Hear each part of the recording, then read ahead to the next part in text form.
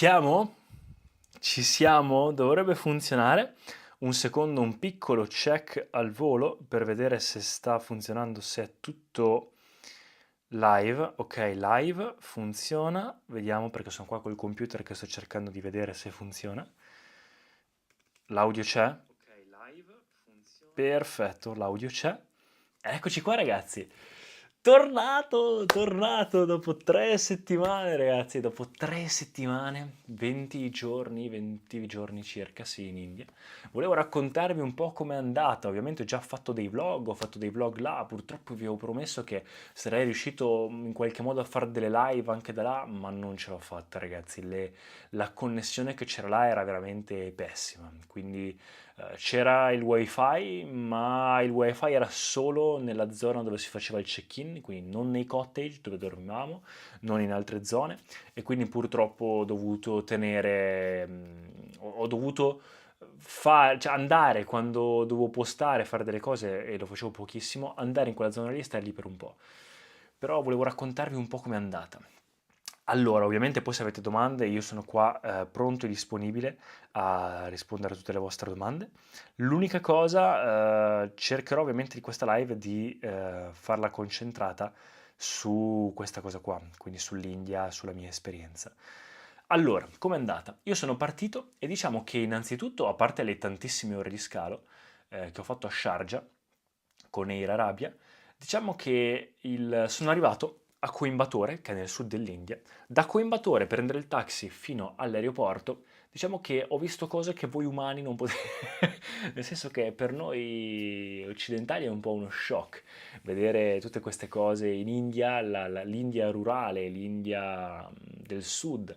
So che ci sono posti, anche ho fatto degli amici là, che mi raccontano che ci sono posti incredibili, però quell'India che ho visto io al di fuori dell'Isha Yoga Center, quello di Sadhguru dove sono stato io, era un po' così.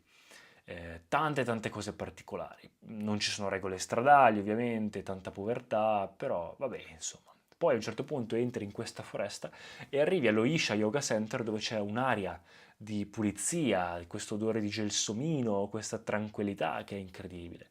E io sono stato lì 3 settimane. Ho fatto il primo periodo un corso avanzato, poi una settimana circa libera e poi un altro corso avanzato. Poi il mio compleanno e sono tornato a casa. Quindi questa è stata un po' l'esperienza. Quello che è successo è stato che sono arrivato, ovviamente qua non mi dilungherò troppo sui corsi avanzati, a meno che non avete domande, perché ho già fatto dei video al riguardo sui corsi avanzati che vi lascio in descrizione. Cosa significa? Che in Isha Foundation, che è un'organizzazione no profit, ci sono dei corsi di meditazione che partono da quello base che è ingegneria interiore e io ho fatto 5-6 anni fa e l'ho fatto diciamo un paio di volte in realtà, una volta 5-6 anni fa e poi adesso qualche anno fa, un paio d'anni fa per refresh e anche perché l'hanno cambiato un po', hanno fatto tutte cose più in uno invece che fare cose separate e quindi diciamo che ho voluto riprovarlo. E quello l'avevo fatto tempo fa, quindi sono andato per fare i corsi avanzati. Ci sono 2 corsi avanzati e poi un terzo che prima devi aver fatto tutti gli altri. Poi se uno vuole c'è anche l'Hatha Yoga, che è quindi lo yoga fisico. E di quello ci sono i corsi che si possono imparare anche in Italia o comunque in giro. Io avevo fatto 2 su 4 corsi e basta. Quindi ho ingegneria interiore, ho altro yoga e poi quell'Hatha Yoga lì. Ma volevo fare i 2 corsi avanzati. Uno è Bhavaspandana e uno è Shunya. Quello che ho fatto appena arrivato è stato Bhavaspandana, incredibile, mi ha distrutto completamente a livello fisico e emotivo e sono uscito completamente una nuova persona. È un percorso esperienziale, quindi non ti insegnano niente di nuovo, però esci che veramente ti senti in yoga, cioè ti senti, yoga significa unione, quindi ti senti veramente in contatto con il tutto. Tantissime cose non necessarie nella tua vita che ti accorgevi di avere, tantissimi limiti, limitazioni, comfort, cose che avevi, non te le porti più a casa, quindi tanto rimane lì e pazzesco. Il secondo invece non mi è piaciuto tantissimo all'inizio perché è molto pesante, molto duro e molto mentale ed è Shunya, che è invece il percorso in cui ti insegnano 3 nuove pratiche, quindi quelle il fatto di doverle portare a casa, inserire queste nuove pratiche, doverle mettere nella mia routine. Poi di Shang c'è l'insegnante che era lì, diciamo che non è che ha aiutato tanto a entrare un po', a aiutartelo a mettere nella routine, o anzi un po' a volte ti prendevano in giro quasi dicendo non è un problema di tempo, è un problema di commitment tuo, di impegno. E io no, è un problema di tempo perché uno non è che abita nell'ashram tutta la vita, non viviamo in India e in più, insomma, va bene tutto, ma io vivo per fare yoga, cioè io vivo, cioè faccio yoga per vivere meglio, non vivo per fare yoga. Quindi diciamo che alcune cose, poi ve ne parlerò anche nei contro se avete domande, ma sta andando l'audio? Ecco, diciamo che alcune cose era... a volte ho visto tante, non limitazioni, però tante cose molto strette, molto dure, tante cose un po' invasive a volte. Però ovviamente è un'organizzazione no profit e quindi lavora sui volontari, quindi per mantenere una certa purità, per mantenere un certo delle regole e tutto, ovviamente deve essere fatto così. Anche i corsi, diciamo che gli insegnanti sono lì con te, ma non è che danno tanto la loro opinione, ovviamente seguono quello che gli è stato detto di fare. E vabbè, ci sta, questa è stata un po' la cosa.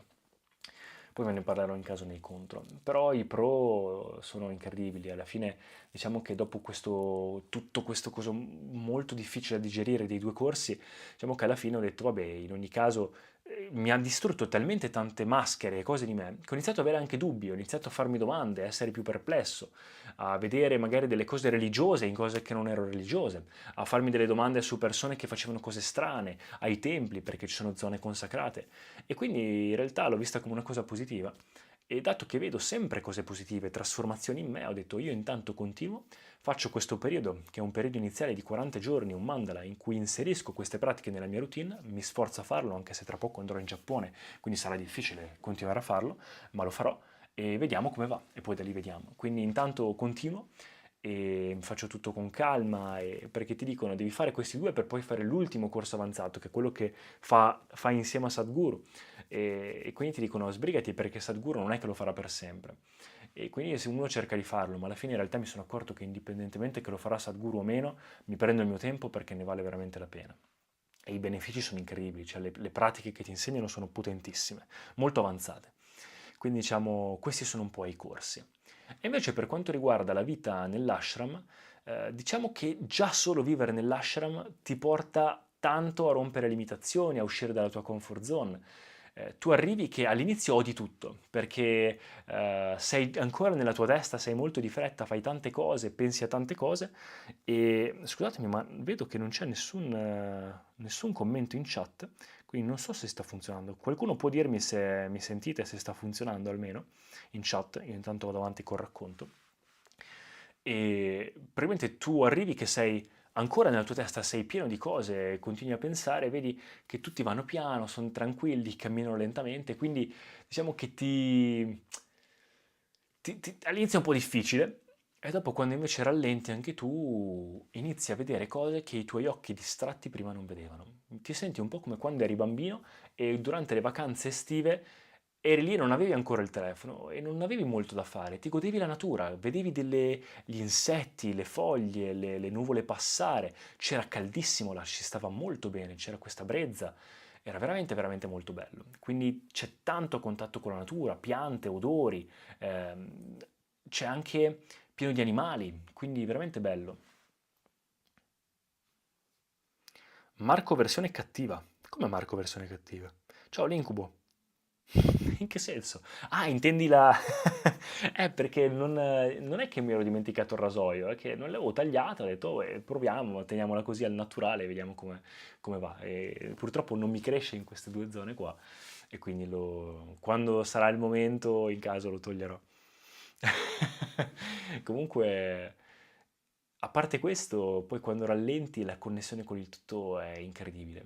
E anche perché diciamo che io anche il cibo, come funziona? Allora, come funzionava la routine? Tu andavi lì e praticamente io da quando sono arrivato, subito il primo giorno, anche durante i programmi è un po' così, ma durante la vita in ashram, come funziona? Funziona che se uno vuole, si aggiunge che tutti si trovano che Alle 5:30 si inizia con il primo yoga, quindi alle 4:30 mi alzavo, facevo le mie cose, mi preparavo, andavo, ognuno dorme nel proprio cottage, i cottage costano veramente poco, ma ce ne sono di varie zone, ce ne sono di vari tipi, e io mi alzavo alle 4:30, alle 5:30 mi trovavo lì, si faceva Guru Puja, poi dei mantra, e poi ognuno all'alba, arrivava l'alba, ognuno faceva il proprio sadhana, il proprio yoga.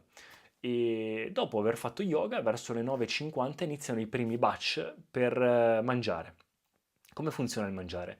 C'era questa hall dove davano da mangiare 2 volte al giorno, gratuitamente, è servito, è un'offerta, e praticamente tu ti siedi lì a gambe incrociate, in silenzio, e dopo aver recitato un mantra, tu hai il tuo piatto, ti lavi le mani e i volontari continuano a passare avanti e indietro con dei secchi con 5-6 pietanze diverse. Tu guardi cosa non vuoi e gli fai un cenno se ne vuoi di più, ne vuoi di meno, se lo vuoi, se non lo vuoi. Io avevo paura all'inizio del cibo perché è tutto cibo vegetariano e sapete che io faccio fatica con la frutta e con la verdura. E in realtà sono riuscito a mangiare molto più di quanto pensassi e anche assaggiare tantissimi cibi nuovi, soprattutto tanta frutta, perché comunque non è che c'era tanta varietà e quindi la frutta era un po' la parte zuccherina e ti veniva voglia di mangiarla, anche lì avevano tutti cibi molto diversi dai nostri, anche la frutta era molto diversa dai nostri. Buonasera Marco, bentornato, come stai? Ti è servito questo viaggio? Sto raccontando tutto, Jesse, sto raccontando tutto bene. Quindi continuo col racconto e se avete domande sono qua.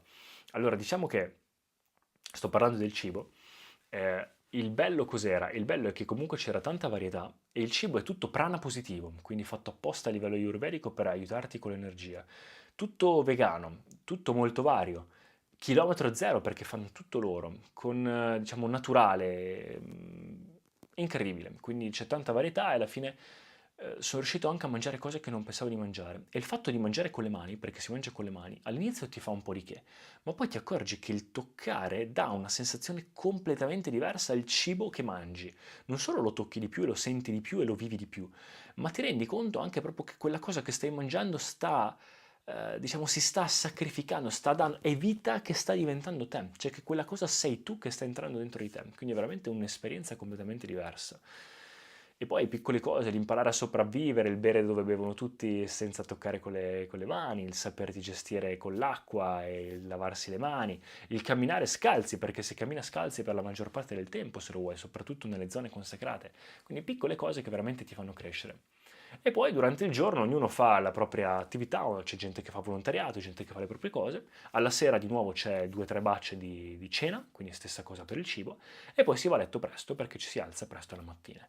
Quindi questa è un po' la routine. Durante il pomeriggio ognuno se vuole c'è anche la zona dei templi, c'è diciamo la zona c'è di shop, quindi c'è lo shop, c'è un negozio di vestiti e c'è anche la caffetteria, quindi se uno vuole mangiare cose extra a quelle che danno in offerta, spende i propri soldi, costa comunque tutto veramente molto poco, e si compra qualsiasi cosa vuole dalla caffetteria. Ci sono anche cose moderne, ci sono anche delle torte, cose così, però tutto sempre vegano. E poi in realtà, ciao Marti, ciao a tutti, ciao Carlo, ciao Marco, sei tornato dall'India? Sì, sto raccontando come va. E quindi quando c'è la caffetteria c'è tutto e se uno vuole si prende quello che vuole. Ma c'è anche poi la zona consacrata. Quindi oltre allo shop dove vendono tutte cose per lo yoga, io ho comprato un tappetino, ho comprato un libro perché costavano pochissimo e ho comprato un cuscino perché stare seduti tutto il tempo a gambe incrociate come fanno loro non è per niente facile per noi occidentali, quindi ci vuole un po' per abituarsi.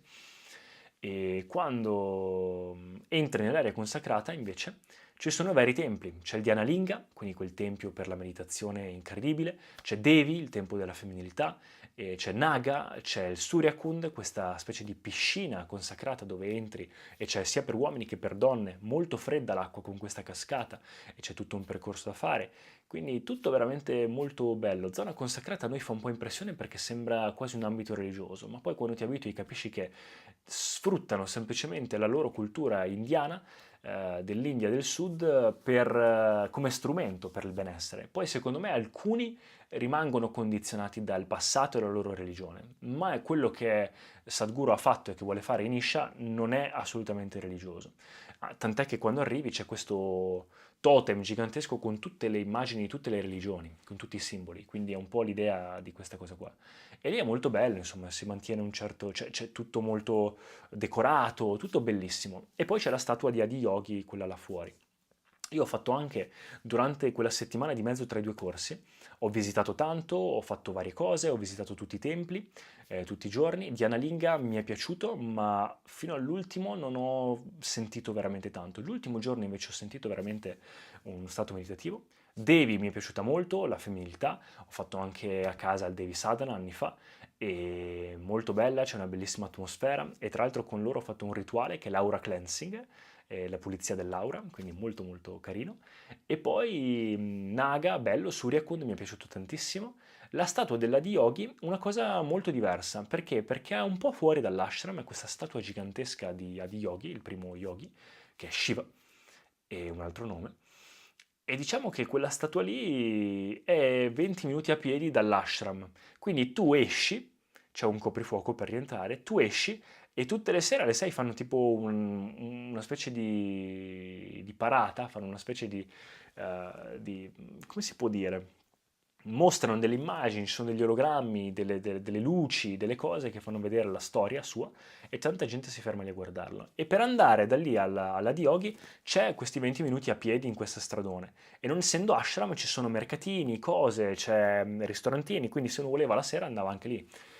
E ho mangiato, ho anche provato lì la vera India, e il mangiare in modo strano insieme a tutti, il casino e tanta gente che non era abituata a vedere persone occidentali al di fuori dell'ashram, si fermavano tantissime persone a fare foto con me, siccome coi capelli lunghi, grosso, e tanta gente mi ha anche riconosciuto, ragazzi, una decina di persone mi hanno riconosciuto dicendomi, ah, ma sai che io ho visto il tuo video, quindi ho fatto questo, quindi sono qua. Uno nel mio corso di Bava Spandana mi ha detto che ha iniziato Inner Engineering, il corso di ingegneria interiore, proprio perché aveva visto un mio video, ma pensate un po', è incredibile.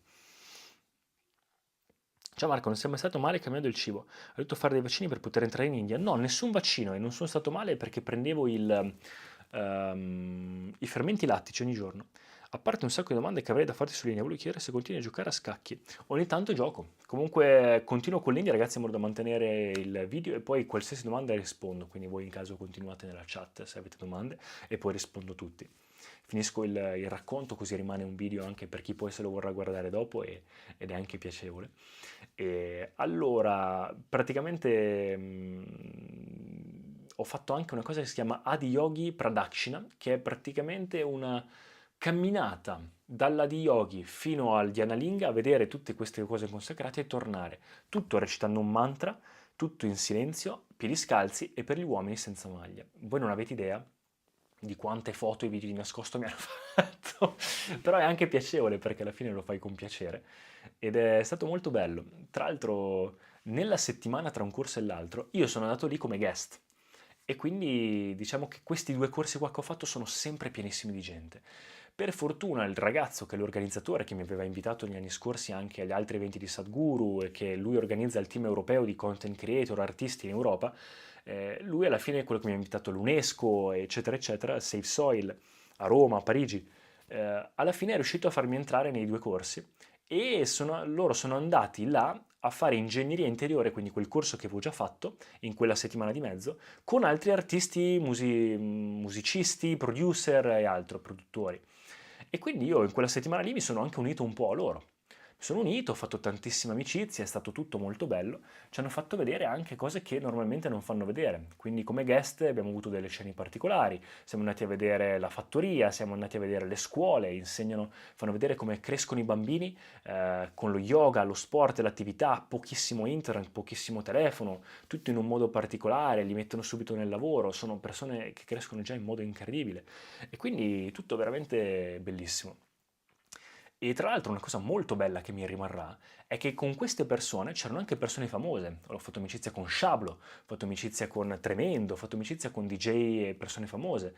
E il bello è che io ho conosciuto queste persone e più o meno avevo intuito che erano conosciute, ma non pensavo così tanto conosciute. E il rapporto che si è creato era un rapporto talmente umano e bello e complice, perché era staccato da quello che c'era fuori dall'ashram, non si parlava tanto di quello che c'era fuori dall'ashram, che quindi eravamo tutti sullo stesso livello, eravamo tutti la stessa cosa.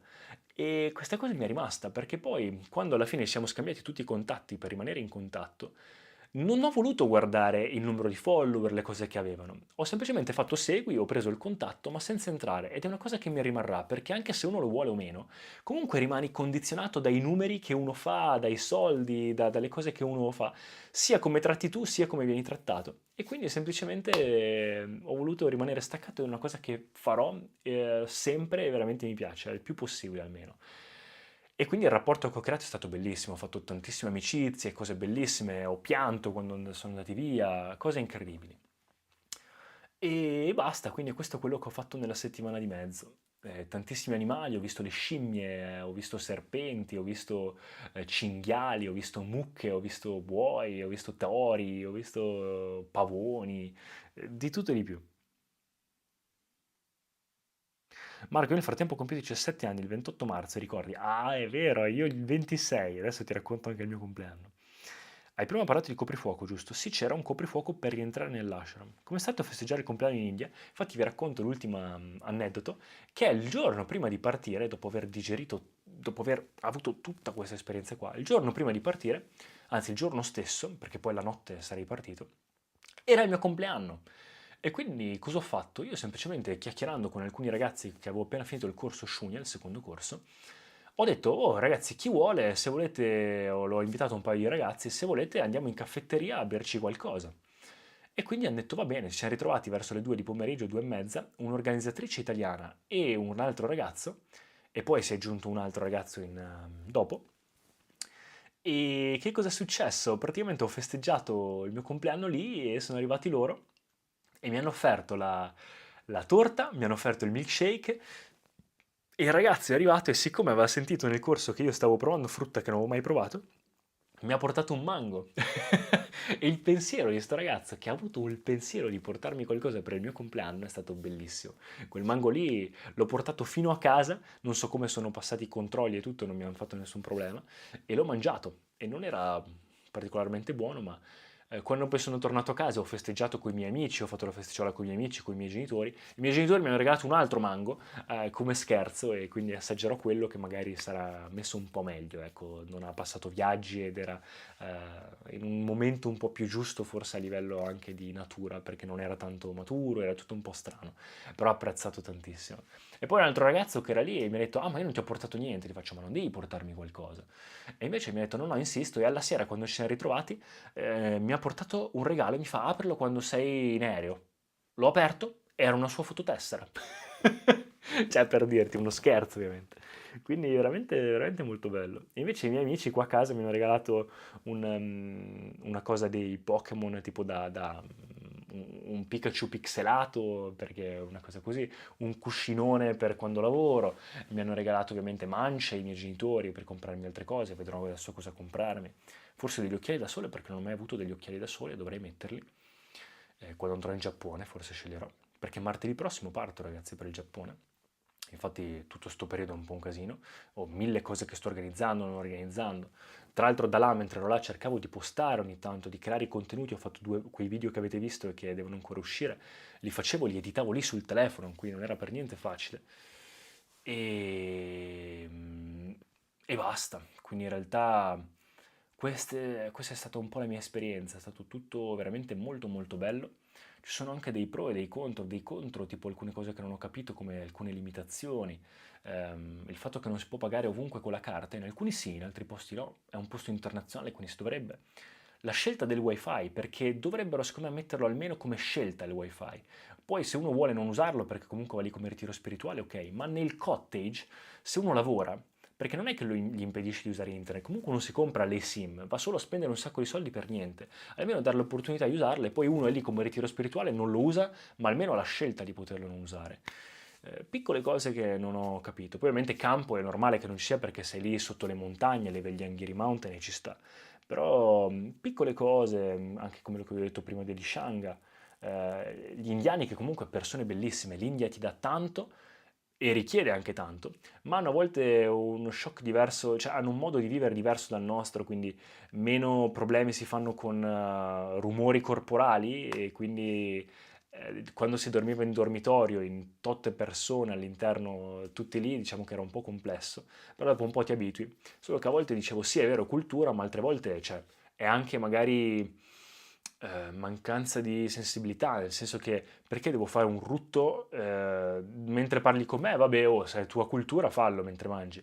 Ma se stiamo tutti in silenzio e stiamo ascoltando che parla il video Sadhguru o altro e tu lo fai a bocca aperta, allora lì non penso che sia questione di cultura, penso che lì sia solo semplicemente disturbare gli altri, cioè non lo so. Quindi alcune piccole cose che mi sono ancora rimaste un po' lì, però di per sé esperienza che mi ha completamente stravolto, non pensavo e adesso sono pronto per lì il Giappone. Quindi dopo aver vissuto tante cose lì, ragazzi, posso fare veramente tutto nella vita. Oh Marco, anche io in futuro voglio viaggiare tanto come te, esplorare il mondo. Credo che viaggiare sia il modo migliore di spendere i propri soldi perché ti arricchisce interiormente. Vero, infatti tant'è che ho proprio capito che una cosa che voglio fare nella vita, al momento, finché non ho ben chiaro, diciamo un piano ben preciso, è proprio viaggiare, conoscere, vivere la vita. Mi sono accorto di tante cose che veramente abbiamo non essenziali qua, di quante storie ci facciamo nella nostra testa, di quanto ci preoccupiamo degli altri, di quello che pensano e quindi di quanto dobbiamo prenderci meno seriamente. E quindi quello che farò è continuare il mio percorso, il migliorare me stesso e viaggiare, esplorare, conoscere e nel frattempo condividere la mia esperienza, che sia sui social, che sia creare il mio profumo, quindi a livello artistico, che sia condividere le mie esperienze, le mie storie in un libro, che sia fare della musica. Quindi intanto continuerò così e vediamo come va.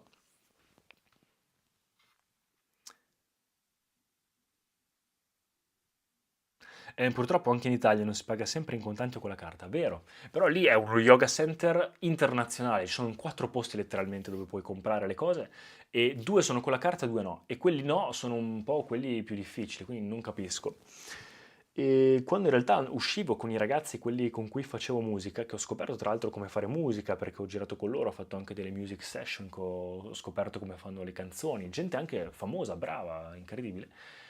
E, loro andavano a mangiare sempre fuori perché non volevano andare alla mensa e quindi andavano al di fuori dell'ashram che c'era questo Mundram, che era questo ristorantino molto indiano dove c'era tutto sto casino e loro ordinavano da lì e ho mangiato tante volte anche lì e lì non si paga con la carta e faceva troppo ridere perché era tutto molto, gli indiani sono molto, costa 100 e io gli do 200, mi fa dammi 20 e non gli ho 20, ho solo 200, dammi 20, non li ho, e allora niente, dammi 20 e se no vai via e quell'altro ti passa davanti, è tutto così, quindi è veramente incredibile.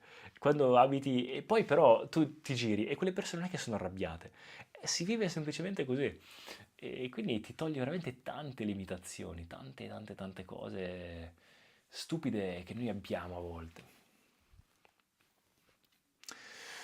Quindi ecco qua ragazzi, questa è stata la mia esperienza. Se avete qualsiasi domanda sono qua per rispondere, se no io tra poco chiudo anche la live che una cosa molto bella che mi è rimasta, sta spostando tutto, è il jet lag.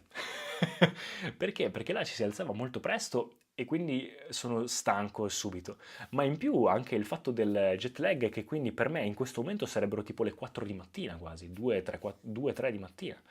E quindi inizio già a essere stanco alla sera e dato che voglio imparare a alzarmi prima anche per fare tutte queste nuove pratiche che ho inserito o altro, sfrutto questo jet lag per alzarmi, per andare a letto presto e alzarmi presto. Quindi oggi ho fatto allenamento, ho fatto tutte le mie cose, sto sistemando tutte quelle piccole cose prima di partire per il Giappone e non è per niente facile anche a livello lavorativo e altro e mi sono arrivati un sacco di pacchi che ho dovuto fare l'unboxing e quindi sto gestendo un po' di cose e poi pronto a ripartire.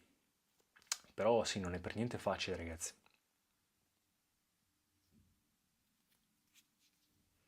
Però lo sfrutto per alzarmi prima. Marco, voglio andarci anche in India, già l'adoro come ne parli. L'India è molto difficile, ma molto molto, ti dà veramente tanto. Poi qui che abbiamo spostato le lancette in avanti, spero che ti riposi. Eh sì, quella cosa non ha aiutato, però vabbè.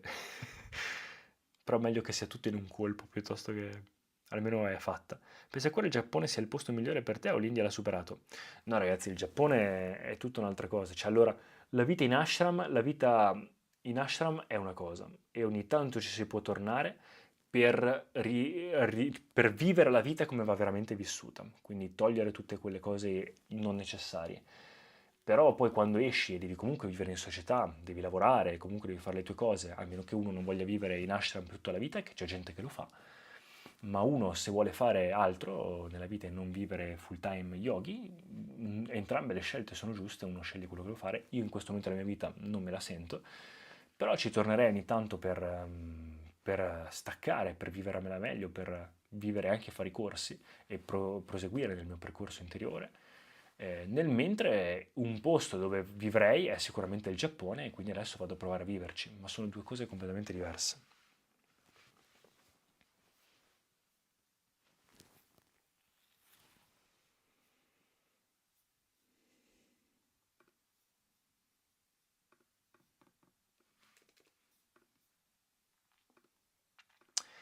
Sì, secondo me andarci qualche volta ci sta, però viverci, sì, poi dipende, poi in conta che comunque l'ashram è una cosa. Quando esci già dall'India, cioè quando esci già dall'ashram vedi l'India così com'è, cioè io ho visto cose tra il taxi per andare dall'aeroporto all'Isha Yoga Center che veramente facevano un po' paura, un po' impressione. Però insomma c'è anche quello, poi in realtà ho fatto tanta amicizia con ragazzi là e mi hanno spiegato anche com'è il resto dell'India, e quindi ci sono posti e posti, ovviamente l'India è gigantesca ragazzi, però di per sé veramente bello, l'ashram di per sé ti fa veramente staccare e vivere la vita veramente nel modo giusto. Va bene ragazzi, stiamo a 30 minuti. Io concludo perché sono a pezzi, come dicevo, inizio a essere stanchissimo. Tra un'oretta voglio andare a letto massimo, anche perché domani devo fare tutte le pratiche. Poi ho canto, ho l'ultima lezione di canto prima di partire per il Giappone. Poi dopodomani ho il dentista, poi mille cose. Ah! Sono stufo, sono già stanco di questa routine. Troppe, troppe cose. E basta. Quindi se avete qualsiasi domanda, io sono disponibile, soprattutto su Instagram, scrivetemi su Instagram o nei commenti di qualsiasi video. E basta ragazzi. Grazie mille di tutto e ci vediamo alla prossima live. Martedì prossimo sarò in viaggio, quindi non so se riesco a farla. Da martedì dopo dovrei già essermi inserito per bene a Tokyo, appartamento e tutto, quindi già inizierò a fare le live. Magari la prossima live la farò su Instagram, su TikTok e Instagram, non su YouTube. Marco, hai già in mente di scappare e tornare in India? Al momento no, mi serve un attimo per digerire il tutto e quando tornerò al Giappone ci penserò, però mi mancano alcune cose della vita semplice e leggera, mi mancano già. Va bene ragazzi, grazie mille di tutto, grazie mille per il supporto, mi sembra di avervi detto tutto.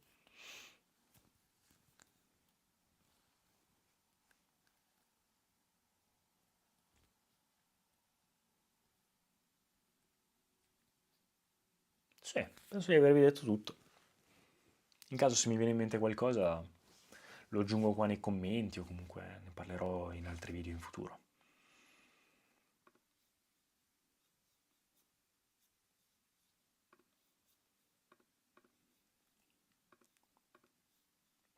Ecco qua ragazzi. Grazie di tutto, ci vediamo al prossimo video. Ciao ragazzi, buonanotte.